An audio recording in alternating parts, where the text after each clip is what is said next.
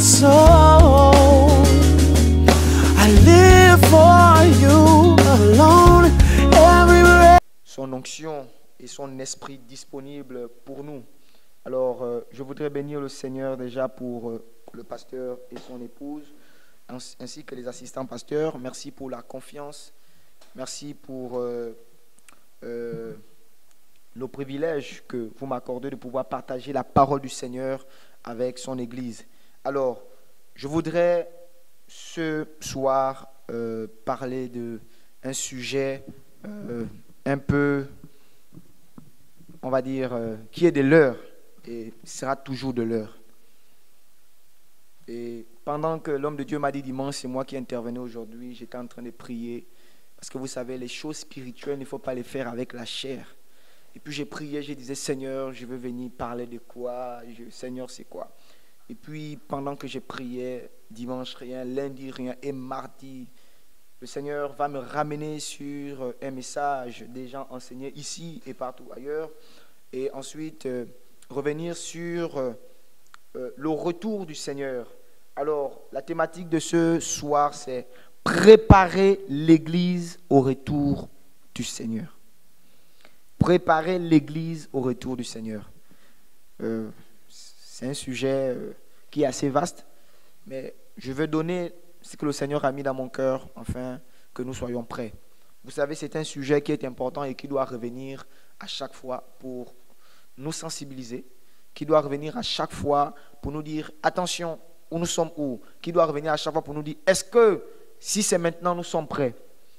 Vous savez, lorsque Jésus quitte la terre, Jésus nous a donné une promesse, c'est qu'il reviendra. Et sur la base de cette promesse, il y a des choses que nous devons faire en attendant le retour du Seigneur. Tout ce que nous pouvons faire actuellement, tout ce que nous faisons dans la vie, même sur le plan professionnel, ont un lien avec notre attente au retour du Seigneur Jésus-Christ. Dieu nous a créés pour que nous puissions communier avec lui. Et ensuite, vous connaissez l'histoire. L'homme a voulu vivre dépendamment de Dieu et tout ce qui s'est passé. Mais dans son amour, Dieu n'a pas voulu que l'homme se perde. Parce que vous savez, l'œuvre de la croix n'était pas pour nous donner des grosses voitures. L'œuvre de la croix n'était pas forcément pour nous donner le miracle. Sinon, Jésus, il faisait les miracles avant qu'il ne passe à la croix. L'œuvre de la croix n'était pas pour pouvoir faire des prodiges énormes. Voyez-vous que Jésus n'était pas encore passé à la croix, que Moïse avait déjà fendu la mer en deux. Jésus n'était pas passé à la croix pendant que les prophètes comme Élie avaient fait descendre le feu. Christ n'est pas venu mourir d'abord pour ces choses qui étaient déjà là.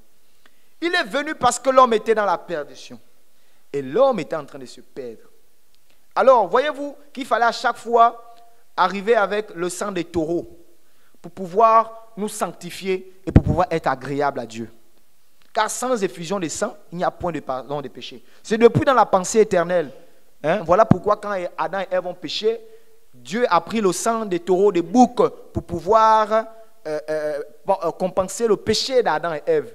Depuis dans la pensée éternelle, Dieu, c'est le sang qui effuse nos péchés. Alors, sans effusion de sang, il n'y a point de pardon de péché. Et donc, du coup, il fallait que le sang de quelqu'un puisse couler. Mais ce sang n'a pas coulé pour que nous puissions avoir forcément une belle vie. Voilà pourquoi je suis contre ceux qui pensent que quand on est chrétien, on doit forcément vivre la belle vie. Quand je parle de belle vie, une vie luxueuse.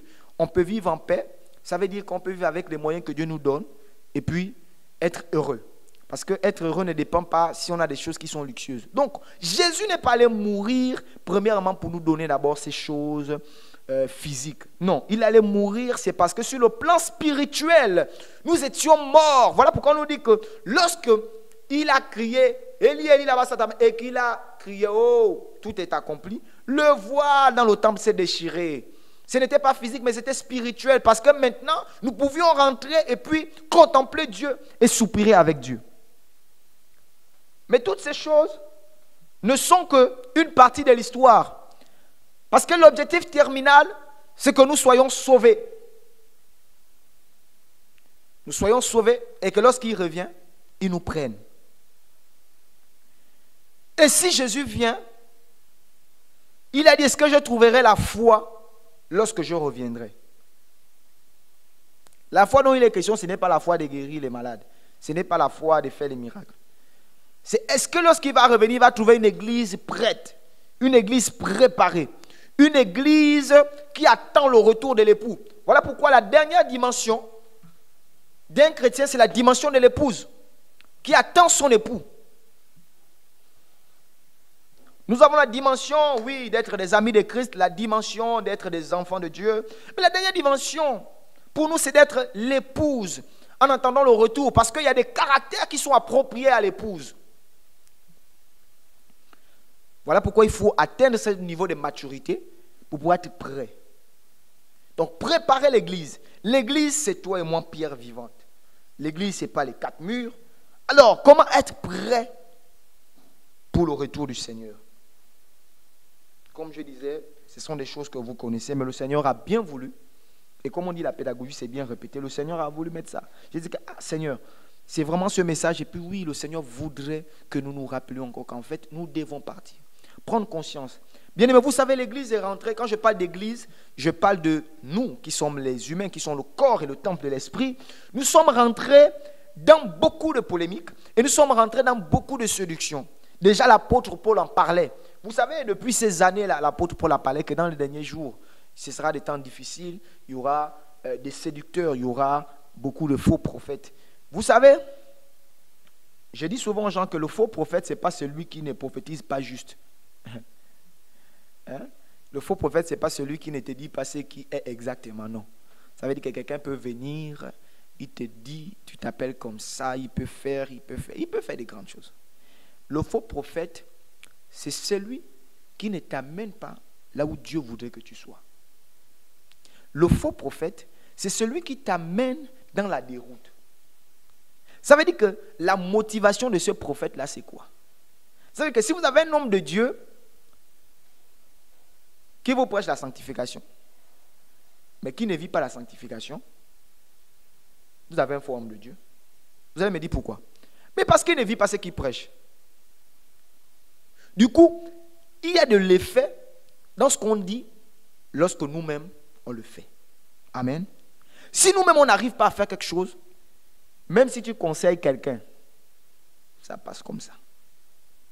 Donc, du coup, on se retrouve dans un temps où beaucoup sont motivés par les biens, beaucoup sont motivés à pouvoir obtenir, beaucoup sont motivés par la popularité. Et un danger que je voudrais interpeller l'Église, c'est que, attention aux hommes populaires, parce que la pensée d'un homme populaire n'est pas forcément divine. Ce n'est pas parce que si le frère Élie est populaire, que lorsqu'il donne une pensée, elle vient forcément de Dieu. Attention à ça. Donc, ce n'est pas parce que je suis populaire que je viens de Dieu.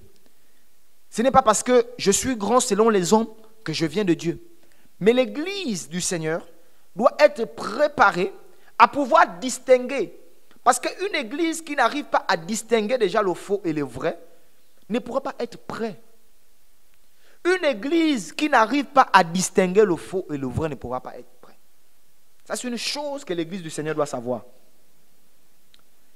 Le chrétien qui n'arrive pas à distinguer, qui n'arrive pas à pouvoir être à un niveau de maturité pour distinguer que ça ne vient pas de Dieu et ça vient de Dieu, il sera emporté par tout vent de doctrine.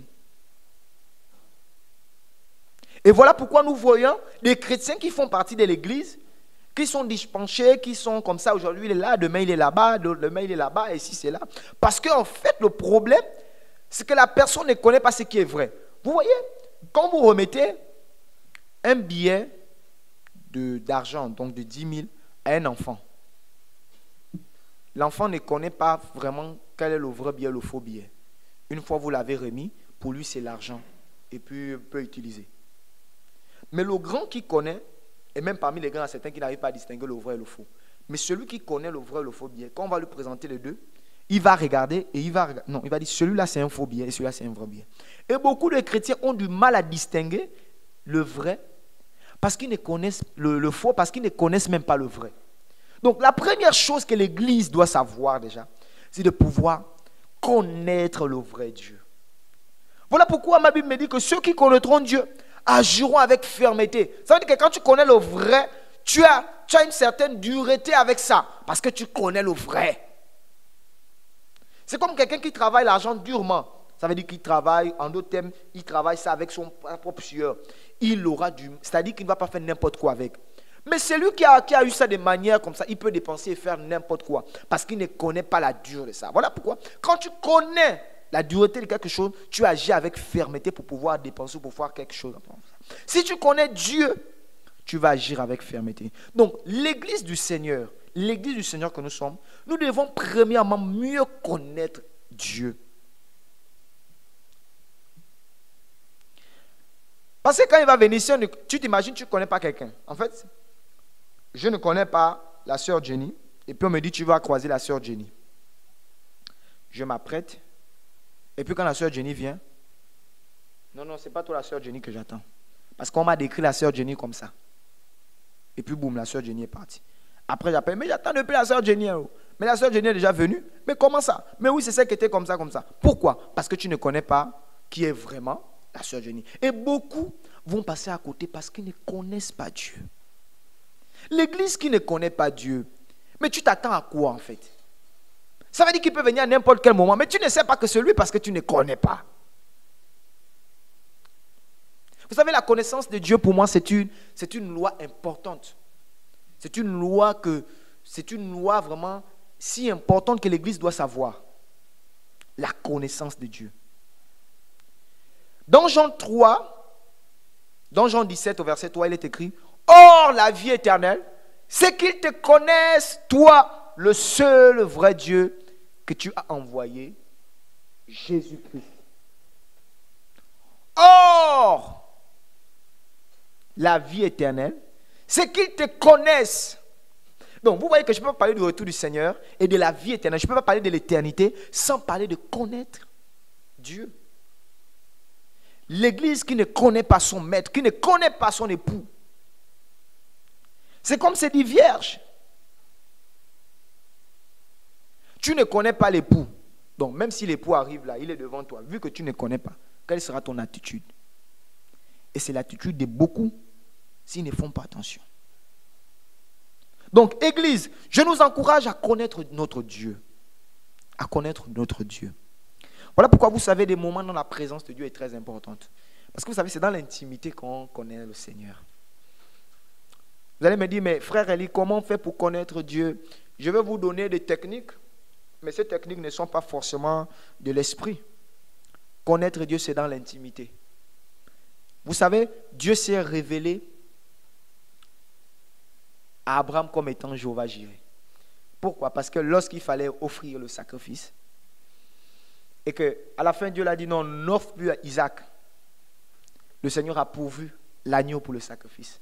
Alors Abraham a dit, Jéhovah Jireh, le Dieu qui pourvoit. C'est en fonction de ton intimité avec Dieu que tu auras une pensée de Dieu, que tu vas pouvoir agir. Église, si nous ne connaissons pas Dieu, Église, si nous ne connaissons pas Dieu, nous aurons du mal à nous attendre à son retour. Et connaître Dieu, c'est dans l'intimité. C'est dans l'intimité avec Dieu. C'est dans l'intimité. Amen. Alors, nous allons voir ensuite un des éléments que l'Église doit avoir pour se préparer au retour du Seigneur.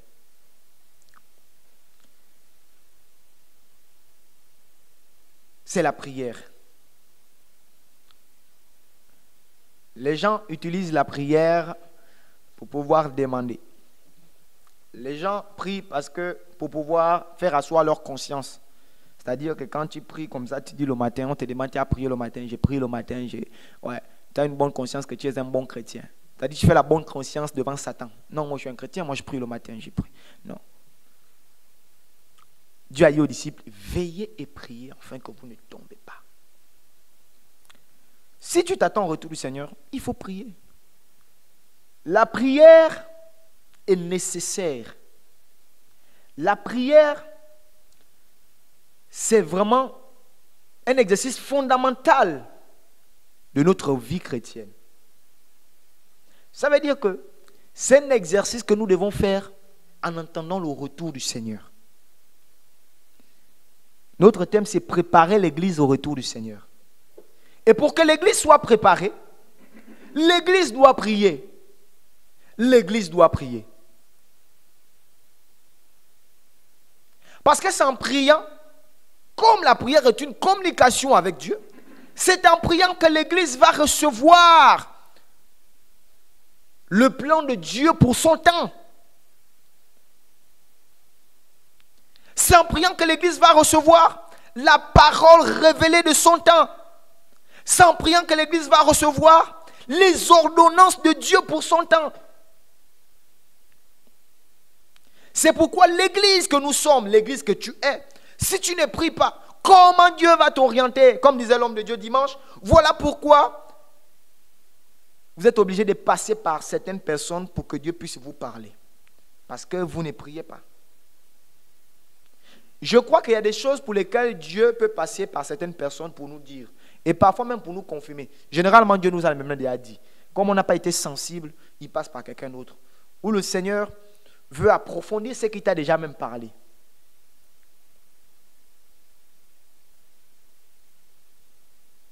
La prière.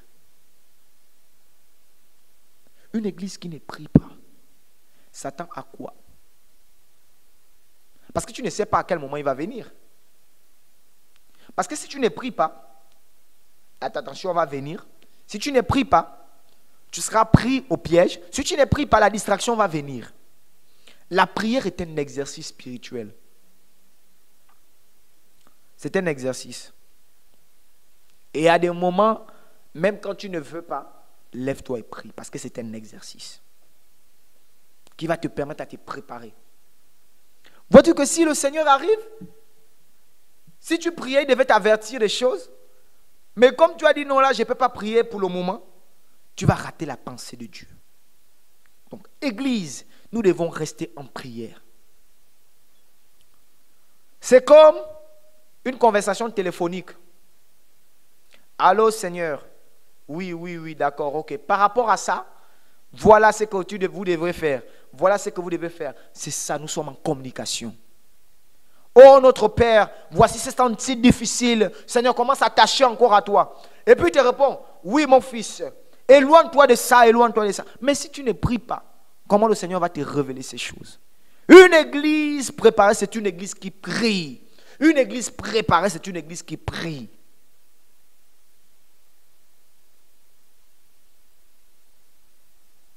Et vous pourrez le lire dans Ephésiens 6 au verset 18. Vous pourrez le lire à la maison. Ensuite, nous voulons voir un autre point qui doit aider l'Église à se préparer au retour du Seigneur.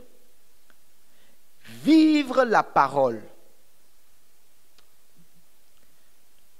Vivre la parole.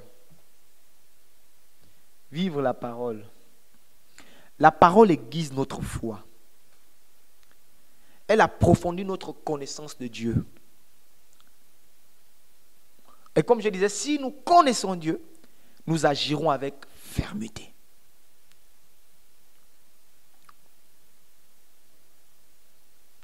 Il y a étudier la parole et vivre la parole. J'ai préféré mettre vivre la parole, mais pour vivre la parole, il faudrait la méditer et la mettre dans ton cœur, afin de la vivre. Le problème de l'Église du XXIe siècle, c'est que nous avons gravé la parole, nous avons la parole parfois en nous, mais nous avons un problème pour vivre la parole. Une église préparée au retour du Seigneur, c'est une église qui fait de la parole quelque chose de cher. Ça veut dire que cette parole devient chère en nous. Voilà une église préparée au retour du Seigneur. Pas une église qui médite seulement, mais une église qui vit la parole. Pour que notre foi soit aiguisée, il faut vivre la parole. Parce que quand il dit, quand je reviendrai, est-ce que je trouverai la foi dans l'église, est-ce que je trouverai la foi sur la terre? Pour que Christ retrouve la foi, il faudrait que nous puissions vivre la parole. Oh, chaque matin, tu te lèves, tu passes des journées. Est-ce que quand tu t'assois en soirée, tu te dis, Seigneur, est-ce que durant cette journée-là, j'ai pu exercer ta parole? Durant cette journée, est-ce que j'ai pratiqué ta parole? Est-ce que j'ai essayé de vivre comme ta parole? Et beaucoup vont se retrouver entre le fait d'étudier et le fait de vivre. Donc, tu as beaucoup de personnes qui maîtrisent des versets, tu as beaucoup de personnes qui connaissent des versets, mais qui ont du mal à vivre ces versets-là. Dieu est amour, alors nous sommes les fruits de Dieu et nous devons être amour. Mais est-ce que nous vivons l'amour? Est-ce que nous manifestons l'amour? Est-ce que nous sommes vraiment des fruits de l'amour de Christ? Ou lorsqu'on nous voit, on se pose des questions. L'homme de Dieu a l'habitude de dire que l'amour est l'une des plus grandes forces. Et oui, et je pense que si l'Église a souvent raté, parfois, parce que je crois que l'Église est en train de revenir à son but premier, mais si l'Église que nous sommes, parce que quand je parle d'Église ici, ne voyez pas les 4 murs, c'est l'ensemble de ces croyants, l'ensemble de ces chrétiens qui ont leur vie à Christ. Si l'Église a parfois raté son but, ce n'est pas manque d'amour. Et vous savez, quand Jésus discutait, quand il disait, parmi les commandements, c'est aime ton prochain, ce n'était pas des païens qui le disaient. Et souvent, nous ratons l'objectif que Dieu nous a donné, c'est souvent parce qu'on n'a pas l'amour. Mais nous prêchons l'amour. Mais nous ne vivons pas l'amour. Et une église qui veut être préparée au retour du Seigneur, c'est une église qui doit vivre l'amour. Donc, bien-aimés, je nous encourage ce soir à pouvoir être une église qui vit la parole de Dieu. La parole doit être notre tableau de bord. Et à chaque fois qu'on marche, on doit se dire, est-ce que nous sommes encore dans la ligne exacte? La parole de Dieu. Est-ce que dans mon quartier, quand tu regardes ton tableau de bord dans le quartier, est-ce que vraiment, oui, non, là je sens que je suis en train d'aller à côté. La parole de Dieu doit. Le fait de vivre cette parole-là fait de toi une église préparée au retour du Seigneur. L'autre point, c'est avoir un esprit de repentance. Vous savez, la repentance est liée à l'éternité. Pendant que je priais, c'est l'une des choses que le Seigneur me disait pendant que j'ai préparé ce message, que la repentance est liée à l'éternité. Je n'ai pas compris d'abord. Je disais, c'était Seigneur, c'est quoi la repentance liée à l'éternité? Mais en réalité, comprenez que aussi longtemps que nous n'allons pas nous repentir, l'éternité est une croix pour nous. Voyez-vous ce brigand-là, qui à cause d'une repentance, à quelques moments de sa mort, va être sauvé. C'est pourquoi le plus important n'est pas de se repentir une fois, mais c'est d'avoir l'esprit en toi qui te permet à chaque fois, parce que l'esprit de repentance te permet à chaque fois quand tu arrives, attention monsieur, qu'est-ce que tu as eu à faire? Repens-toi. Si un chrétien n'a plus ça, ton éternité est en train de flotter. Parce que j'ai eu des chrétiens qui disent non, mais je me suis déjà repenti. Je me suis déjà repenti. Non. On a donné notre vie au Seigneur et nous ne vivons plus dans le péché. Mais il est important, avec cette chair que nous avons, souvent il y a des choses que nous péchons de manière inconsciente. Mais si l'esprit de repentance n'est pas en toi, à cause d'une moindre chose, que parfois même, souvent nous pensons que c'est discutable, est-ce que c'est péché ou pas? Mais si tu as l'esprit de repentance va te dire non, attention, ça c'est un péché. Donc, les amis, notre éternité est liée à la repentance. Notre éternité est liée à la... C'est pourquoi tu as dit, Seigneur, que l'esprit de repentance ne me quitte pas. Ça concerne toi et l'esprit et le Saint-Esprit et Dieu. Que l'esprit de repentance ne me quitte pas.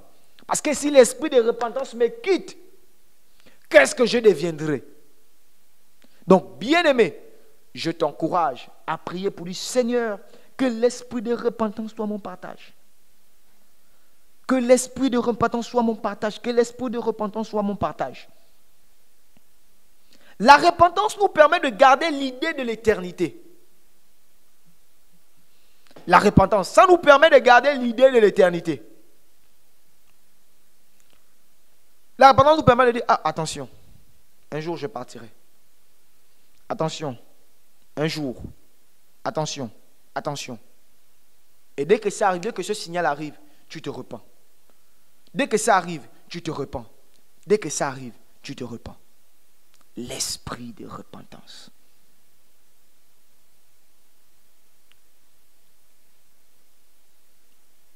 Église du Seigneur, vous savez toutes ces choses. Comment tu voudrais avoir un si grand miracle, à la fin te retrouver en enfer? Tu voudrais qu'on prie pour tes finances et avoir des bonnes finances, et à la fin, aller en enfer. Je pense que Dieu veut nous donner une joie parfaite, pour que non seulement nous vivons bien sur la terre, mais également que nous soyons prêts. C'est-à-dire que ce sont des éléments qui sont là pour nous préparer au retour et à l'enlèvement de Christ. Ça veut dire que si Dieu te permet de pouvoir avoir une belle maison, dis-toi que Seigneur, que cette belle maison me permet d'aller au ciel. Si le Seigneur te permet d'avoir une belle voiture, dis Seigneur que cette belle voiture me permet d'aller au ciel.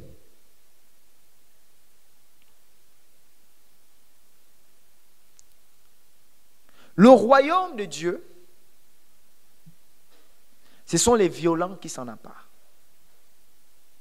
Les violents, ce n'est pas en criant fort Amen. Ce n'est pas quand tu es le premier à crier Amen. La violence dont il s'agit, c'est cette violence à pouvoir, premièrement, te dire que lorsque j'ai péché, je dois rapidement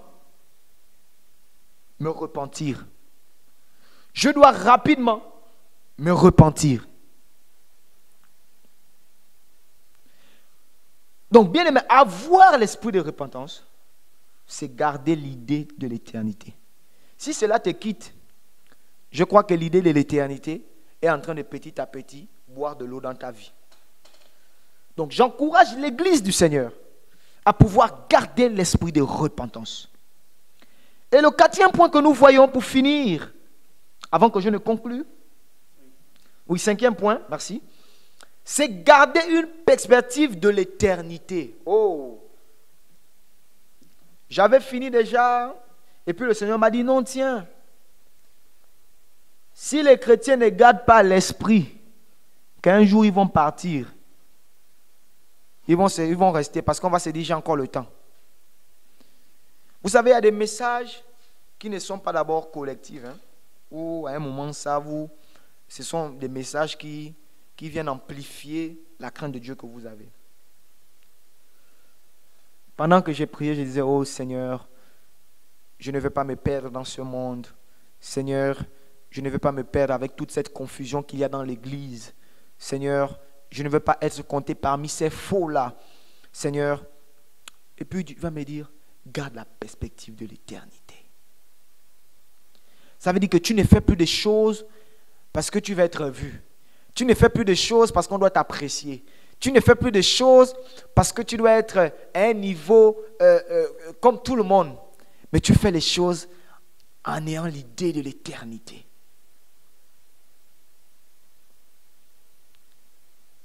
Voilà des ministères qui ont commencé à prêcher Jésus-Christ. Et des ministères qui se retrouvent dans la confusion. Pas parce qu'ils n'ont pas été bons. Vous savez, moi je crois que Dieu appelle les hommes. Dieu appelle les hommes. Quand je dis les hommes avec un grand H, y compris les femmes, Dieu appelle. Mais le problème, c'est de garder la perspective de l'éternité. Lorsque tu perds cette vision, l'image que Dieu t'a donnée dès le départ,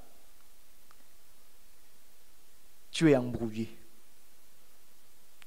C'est pourquoi j'encourage l'Église du Seigneur que nous sommes à pouvoir connaître son Dieu dans l'intimité.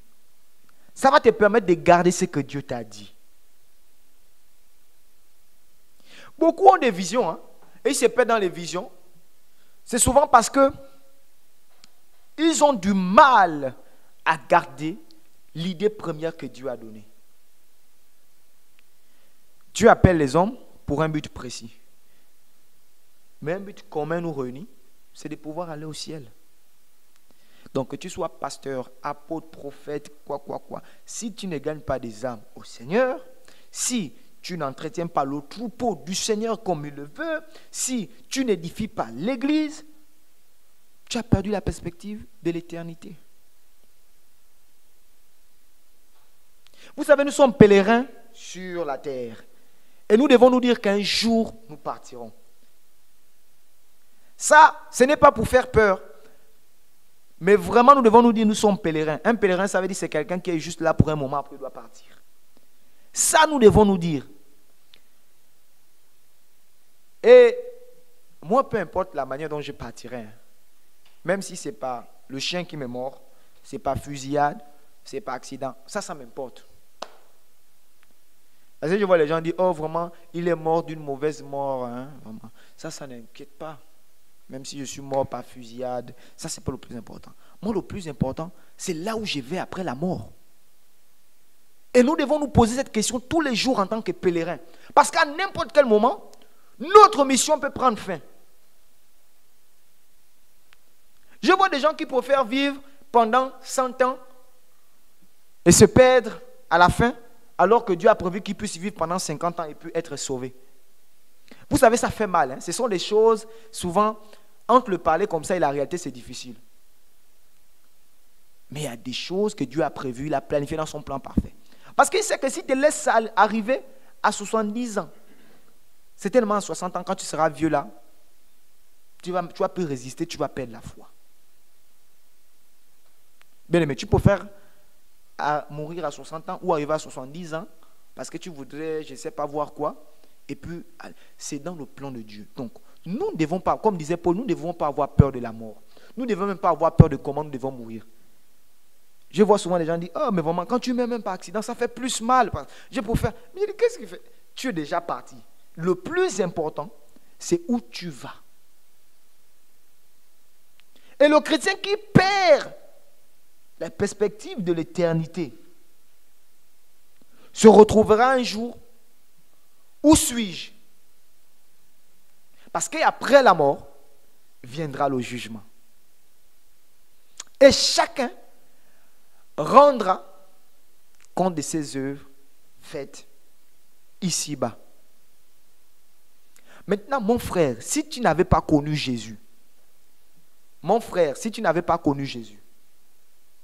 la question c'est où iras-tu? Je ne dis pas si tu partais à l'église, mais si tu n'avais pas connu Jésus. Parce que le premier point que Dieu dit, c'est connaître son Dieu. Connaître Dieu. La connaissance de Dieu est primordiale. Il y a des gens qui connaissent Jésus par les médias. Il y a des gens qui connaissent Jésus parce que c'est Jésus. Et puis on en parlait, le monde sait que non, il y a Jésus qui est venu et tout le reste. Ça veut dire que tout le monde connaît l'histoire. Les gens connaissent Jésus comme ça. Et puis pour eux, ils se sont dit, bon, je peux venir à l'église. Non, il y a connaître Jésus. Jésus, c'est la vérité. Il faut connaître cette vérité. Tu te poses la question de savoir, oui, frère Élie, là où tu vois là, j'ai donné ma vie au Seigneur, mais j'ai du mal à sortir de la masturbation, j'ai du mal à sortir du vol, j'ai du mal à laisser certaines choses. Mais laisse-moi te dire ce soir qu'en fait tu avais entendu parler, tu n'avais pas connu. Tu as entendu parler. Parce que la Bible me dit que Vous connaîtrez la vérité et la vérité vous affranchira. Elle vous rendra libre. Vous savez ce qui rend libre le péché? C'est la vérité. Et la vérité, c'est Jésus-Christ. Alors pour connaître Christ, il faut être en intimité avec lui. C'est pourquoi tout chrétien bien-aimé, tu as certainement ce péché-là qui t'empêche de pouvoir avoir une vie de prière intense. Parce que comme nous l'avons vu, l'église du Seigneur doit être préparée dans la prière, dans la pratique de la parole. Ça t'empêche, il y a quelque chose qui t'empêche à pratiquer la parole. Tu sais que ce n'est pas bien, mais ça t'empêche à pratiquer. Oui, il faut connaître Dieu. Lorsque tu connaîtras Dieu, il te rendra libre. Vous connaîtrez la vérité. Parce que la Bible dit que le chemin et la vérité, c'est Christ. Alors la vérité dont il est question ici, c'est Christ. Tu connaîtras Christ et il te rendra libre. Tu n'entendras pas parler de Christ. Non, tu connaîtras Christ. Pas entendre parler. Pas par une prédication. Par une prédication, tu peux connaître Christ. Ça veut dire après cette prédication-là, tu décides de donner ton cœur. Tu décides de t'abandonner. Et oui, c'est lui qui est capable de te rendre libre du péché. Parce que oui, il y a des chrétiens qui vivent encore dans le péché. Et si tu vis dans le péché, et si le Seigneur arrive, tu iras en enfer. Il n'y a pas de demi-mesure. Et le Seigneur veut nous interpeller ce soir à pouvoir prendre conscience de se dire qu'un jour, nous quitterons la terre. Un jour, nous partirons. Un jour, nous n'allons pas rester ici. Mais si le Seigneur me trouve dans l'état dont je suis, est-ce que je partirai? Si le Seigneur me trouve dans mon état de faiblesse, je ne prie pas. Est-ce que je vais partir? C'est pourquoi je t'encourage. Le Seigneur dit, réveillez-vous, vous qui dormez. C'est pourquoi, bien-aimés, je pense que ce n'est pas le temps pour nous de pouvoir être faibles dans la prière. Je pense que ce n'est pas le temps pour nous de pouvoir être faibles dans la pratique de la parole de Dieu. Je pense que ce n'est pas le temps pour nous de pouvoir être faibles dans la présence de Dieu. Nous devons chaque jour souper auprès de cette présence. Afin qu'il nous dévoile. Parce que la présence de Dieu nous dévoile nos lacunes. La présence de Dieu nous dévoile nos péchés. Christ est à la porte. Christ revient. Gardez la perspective de l'éternité. La religion est venue s'asseoir. Et tu te dis, comme je vais à l'église, comme je donne ma dîme, comme je suis responsable, comme je prêche, comme je chante, comme je fais ceci, cela. Et quand tu pêches, Dieu ne frappe pas. Tu te dis que non, là je vais aller. Non, tu iras en enfer. Il faut te ressaisir. Il est encore temps. Il faut te ressaisir. Il faut te ressaisir et dire, Seigneur, pourquoi j'ai la lourdeur de prier? Ce n'est pas une simple fatigue. Ce n'est pas une simple fatigue. De cette fatigue, quand tu ne vas plus beaucoup prier, ça va t'amener à ne plus pratiquer la parole de Dieu. Dès que tu ne pratiques plus la parole de Dieu, tu rentres dans le péché. Dès que tu rentres dans le péché, tu t'assois. Et actuellement, nous sommes dans le message avec l'homme de Dieu sur le processus de la sanctification au péché. Ça veut dire qu'il y a des gens même qui ont atteint un niveau de spiritualité, mais le diable te vise en fait. Parce que son objectif, ce n'est pas les exploits que tu as eu à faire dans le passé. L'objectif, c'est que tu arrêtes en chemin. Parce que l'apôtre Paul dit, mon objectif, c'est d'arriver à cette course-là. L'objectif, ce n'est pas de bien commencer, ce n'est pas d'être bon au milieu. L'objectif, c'est de terminer. Et donc, tu as bien commencé. Dans la sanctification, il y a des choses que tu ne faisais plus. Tu as laissé l'idolâtrie. Mais est-ce que quand Jésus va revenir, ou c'est quand tu vas quitter cette terre? Parce que tu peux mourir ici avant que Jésus ne vienne. Maintenant, tu vas juste être ressuscité comme la Bible nous dit. Tu vas être ressuscité. Tu peux partir parce qu'on se dit le retour du Seigneur Jésus-Christ, ça peut te trouver, tu es déjà mort. Mais quand tu es mort là, si tu es mort dans cet état-là, c'est fini. Hein? Tu vas plus revenir pour dire que non, je vais d'abord repartir, demander pardon, c'est fini. Donc, bien aimé, Jésus peut venir aujourd'hui. Et la mort peut nous trouver aussi aujourd'hui. Chaque jour, tu dois te dire, Seigneur. Ça ne doit pas être un exercice dans la religion seulement. Hein? Vraiment, je dois... Non, tu dois dire, Seigneur, vraiment, quand j'ai prié le matin, quand j'ai prié à midi, quand je veux passer du moment avec toi, c'est parce que, Seigneur, vraiment, ce monde, il y a tellement... Vous savez, il y a tellement d'informations qui viennent. L'information des médias, l'information dans le pays, les difficultés de la vie qui sont là. Vraiment, ce n'est pas facile tellement. Et ça empêche beaucoup de gens d'être connectés à Dieu.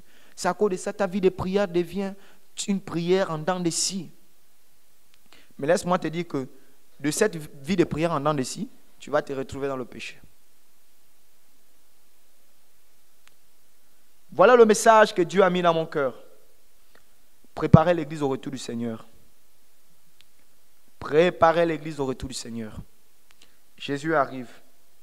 5 points à garder. Connaître Dieu pour agir avec fermeté. Tu ne veux pas tomber dans la compromis parce que c'est un péché. Mais si tu ne connais pas Dieu, tu vas résister à cause du pasteur. Parce que le pasteur a dit, c'est pas bon. Vous savez, c'est à cause de ça beaucoup de chrétiens tombent. C'est parce qu'on a dit ça à l'église dans une prédication. Et puis vous décidez de faire ça. Vous ne faites pas parce que ton Dieu que tu as connu. Quand je dis ton Dieu, ça veut dire que dans ton intimité, il t'a révélé ça, il t'a dit ça. Quand il t'a révélé, il t'a dit non, c'est pas bon. Tu ne fais pas. Parce que tu connais ton Dieu. Ensuite, la prière, c'est une âme puissante. Pas une âme seulement pour le combat spirituel. Je chasse. Non, non, non, non, non. C'est une âme non seulement pour pouvoir nous garder, mais c'est une âme qui nous empêche de tomber dans la tentation. Ensuite, il y a vivre la parole. Parce qu'il y a beaucoup, vous lisez la parole chaque matin, chaque soir. Vous méditez, vous écoutez des prédications, comme cette prédication. Mais vivre cette parole-là, oh Seigneur, donne-nous. Ensuite, il y a avoir l'esprit de repentance. Il faut que nous ayons l'esprit de repentance. Que l'esprit de repentance soit là. C'est le message de Jean. Jean a prêché, repentez-vous. Jésus est venu là prêcher aussi, repentez-vous. Et je pense que c'est le message que je vais prêcher aussi longtemps que le Seigneur va me permettre. Repentons-nous. Voilà, c'est ce que je dois annoncer. Ne pas rentrer dans tout ce mysticisme, ne pas rentrer dans toutes ces choses-là. Mais à chaque fois, même si nous devons dire aux gens d'être forts, même si nous devons dire aux gens de pouvoir être épanouis, mais nous devons dire aux gens, repentons-nous parce que Christ arrive. Ensuite, gardez la perspective de l'éternité. Gardez le fait que non, un jour, nous allons partir. Ces 5 points qui peuvent aider l'Église à se préparer au retour du Seigneur. Voici ce que le Seigneur a mis dans mon cœur. Que le Seigneur nous bénisse. Ensemble, nous allons prier le Seigneur. Merci Seigneur pour ta parole. Merci Seigneur. Merci Seigneur pour ta parole. Merci Seigneur de nous avoir parlé ce soir. Merci Seigneur parce que oh, tu nous as fait du bien. Merci Seigneur. Je te lève, je te célèbre. Merci Seigneur. Toi qui vis à jamais. Merci Seigneur. Tu vas lever ta voix et tu vas prier pour les 5 points que nous avons vus ce soir. Tu vas dire, Seigneur, je veux davantage te connaître. Seigneur, je veux davantage te connaître pour agir avec fermeté. Je veux davantage te connaître. Tu vas dire, Seigneur, je veux plus te connaître. Tu vas dire, Seigneur, je veux prier davantage chaque jour. Afin de ne pas m'éloigner du but. Afin de ne pas m'éloigner de l'essentiel.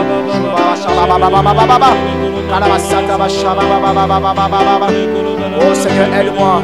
Seigneur, aide-moi. Seigneur, aide-moi. Seigneur, aide-moi. Seigneur, je veux te connaître, Seigneur, dans l'intimité. Seigneur, aide-moi à prier davantage. À prier pour que je ne m'éloigne pas de l'essentiel. À prier pour que je ne m'éloigne pas de l'essentiel. Au nom de Jésus. Oh, tu vas dire, Seigneur, aide-moi, Seigneur, à pouvoir avoir un esprit de repentance. Que Seigneur, l'esprit de repentance ne me quitte pas. Oh Seigneur, que l'esprit de repentance ne me quitte pas, Seigneur. Permets-moi d'être, oh Dieu. Permets-moi d'être, oh Dieu. Quelqu'un qui se repent à chaque fois. Que l'esprit de repentance ne me quitte pas au nom de Jésus. Solobo Shanda Baba Yaraba Saka Baba. Shaba Shaka Baba. Yaraba Shaba Baba. Alléluia. Alléluia. Alléluia. Merci Seigneur pour ta présence. Merci Seigneur. Je voudrais, avec sa permission, demander à l'homme de Dieu de prier afin que le Seigneur nous aide à pouvoir vraiment dans ces temps difficiles, dans ces temps mauvais, à pouvoir rester en Christ, à pouvoir garder notre foi, au-delà de tout, à pouvoir nous maintenir, à pouvoir nous éloigner du péché.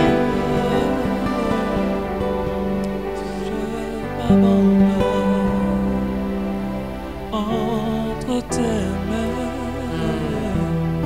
je m'abandonne.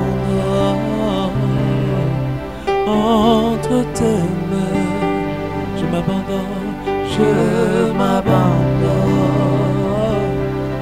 Entre tes mains, je m'abandonne. Entre tes mains, je m'abandonne. Je m'abandonne.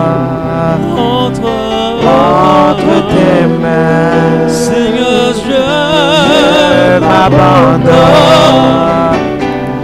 Entre tes mains, je m'abandonne.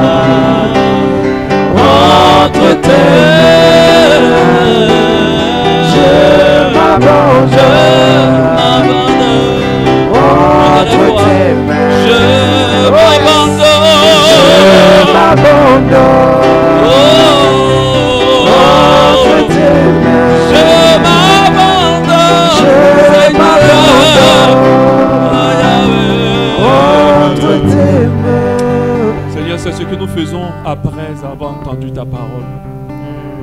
Nous nous abandonnons entre tes mains. Nous savons que notre volonté n'est pas suffisante.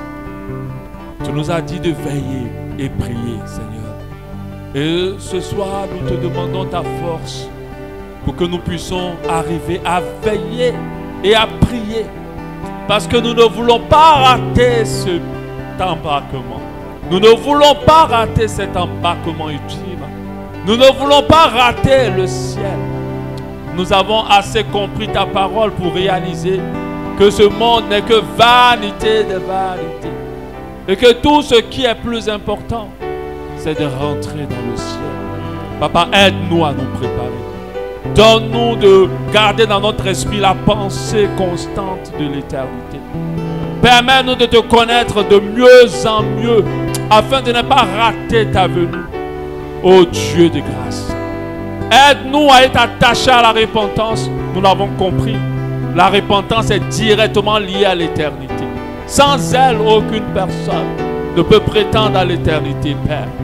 Que ton esprit de repentance se repose sur chacun de nous. Tous sans exception.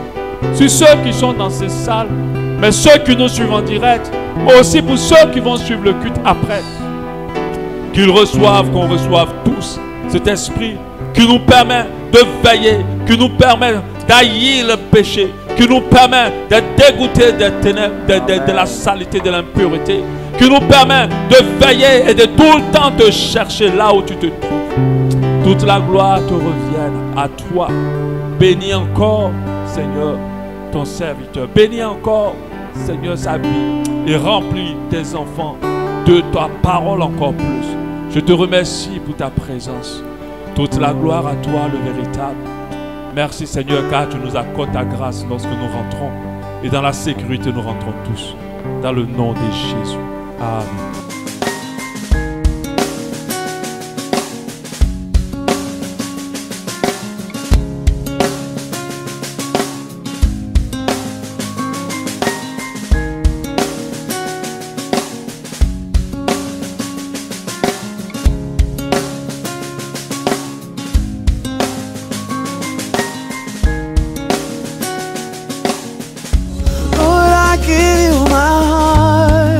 I give you my soul.